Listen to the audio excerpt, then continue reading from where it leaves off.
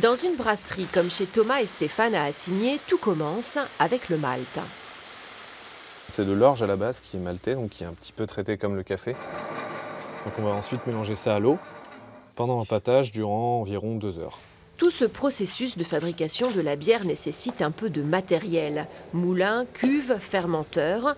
Les deux copains d'enfance ont donc eu besoin de fonds pour se lancer dans l'aventure en 2015. On a fait appel aux cigales parce que Stéphane et moi, on n'avait pas beaucoup d'apports en fait au début du projet. Donc on a pris contact avec ces cigales pour pouvoir mettre un petit peu aussi au bout et arriver à financer notre matériel, puisqu'il y avait quand même à peu près pour un peu plus de 100 000 €. Les cigales, ce sont des gens, une douzaine, qui ont envie de mettre leur argent dans des entreprises locales. 3 cigales différentes, 3 groupes ont ainsi donné un coup de pouce de 9 000 € au total à Thomas et Stéphane pour monter la brasserie bio Scumen. Ils ont présenté leur projet, ils étaient très convaincants. On s'est dit qu'ils avaient toutes les chances de réussir et qu'il fallait encore un peu plus leur donner les moyens de réussir.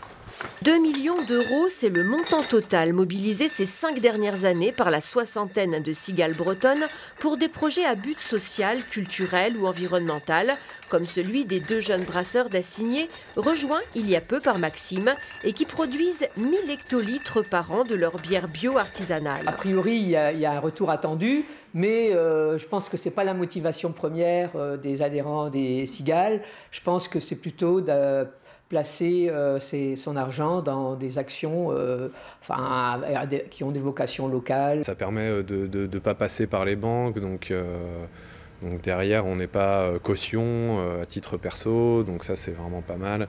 Et puis il y a aussi l'aspect humain, bien entendu, dans le sens où c'est des personnes comme vous et moi qui ont confiance en un projet, qui veulent le porter aussi. Ouais. Et la confiance, ça fait mousser la bière. La Scumen, l'écume en breton, s'en tire pas mal. Elle se vend dans les biocopes, des bars, des caves en Bretagne et même déjà au-delà.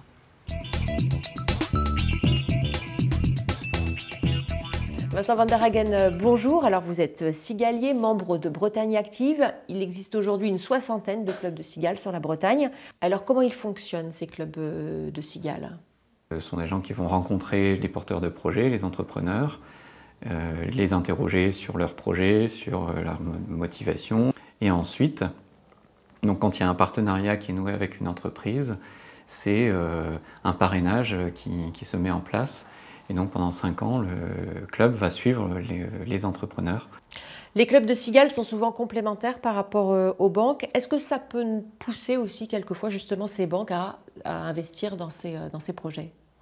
Oui, la banque va prendre un peu de risque, mais cherche à s'adosser, à couvrir au maximum ses risques. Et il y a d'autres structures, et notamment avec des initiatives de citoyens ou des initiatives de collectivités, qui font que ce risque va pouvoir être partagé. Et donc ça crédibilise le projet auprès des banques. Et ça peut être déclencheur pour que la banque dise bah, « ok, on y va aussi ». Merci beaucoup Vincent van der Hagen.